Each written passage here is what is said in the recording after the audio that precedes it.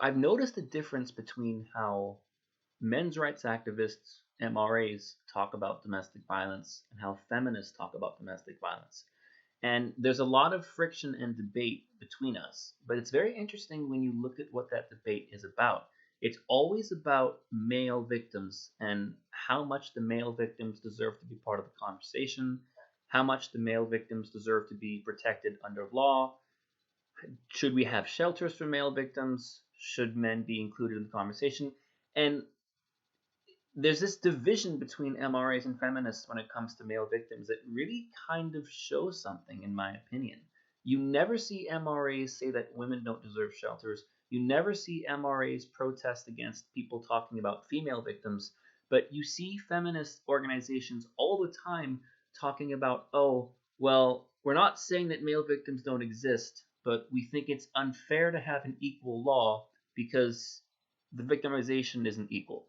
Women are more victims than men, and therefore the law should reflect that. But that doesn't make a whole lot of sense on an individual level, because let's say you have one household couple where a woman stabs a man and another household couple where a man stabs a woman. Should the law treat those two events differently?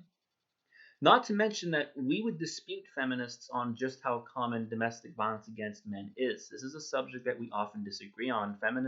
Some feminists say that domestic violence against men is very rare, and some feminists even say that when women commit domestic violence against men, it's usually in self-defense.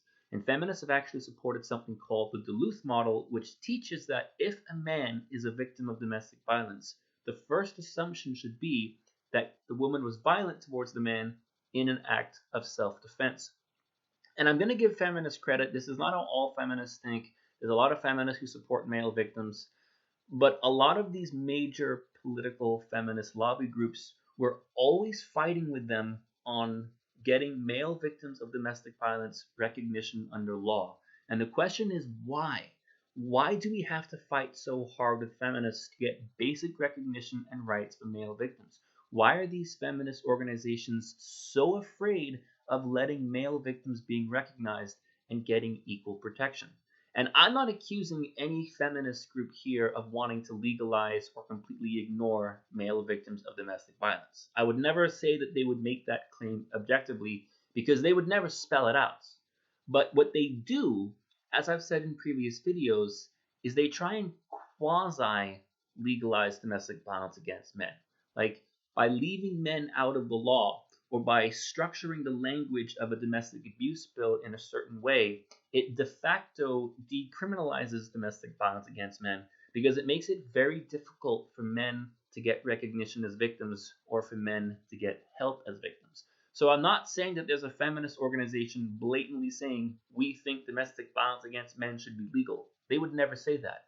But a lot of feminist organizations, the way they craft laws and language and the way they support models such as the Duluth model has the effect of making it very difficult for a male victim of domestic violence to get help and to get justice. So it's a concept I've talked before, the facto versus de jure. De jure is what's on paper, what's official. And officially, there's no feminist organization saying domestic violence against men should be legal. But then there's de facto. De facto is, well, how does it actually play out in the real world? What actually happens? What do these laws actually do? What's the actual effect in the real world? What's the actual implication? And here's where, in my opinion, and what MRAs are saying, feminists really fall short when it comes to recognizing domestic abuse and domestic violence against men, both in how seriously should we take the issue, what kind of consequences should exist for female abusers, and also how common is domestic violence against men in the first place? How often does it happen? But whenever I have these conversations or these debates and make these videos, I'm always thinking, well, why is it so necessary?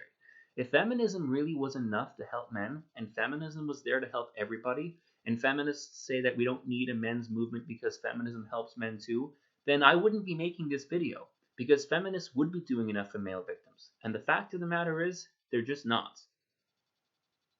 So, quick reminder, International Men's Day is 6 days away, November 19th. I'm going to be doing a separate video on that.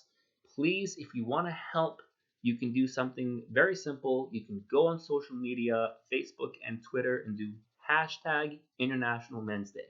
If we can get that trending, that would be great. But just something to think about. Talk to a men's rights activist about domestic violence and how he feels about male and female victims. MRAs are very, very simple. We want equality. We're against abuse. We think abusers should be arrested and go to jail. We don't think gender should be a factor. It's that simple.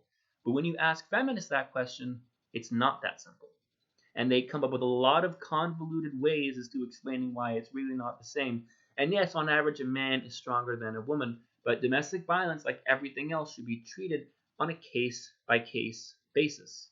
If the police show up to someone's apartment and one partner has stabbed another partner and it wasn't self defense, they should be arrested and treated as the perpetrator. It's not hard.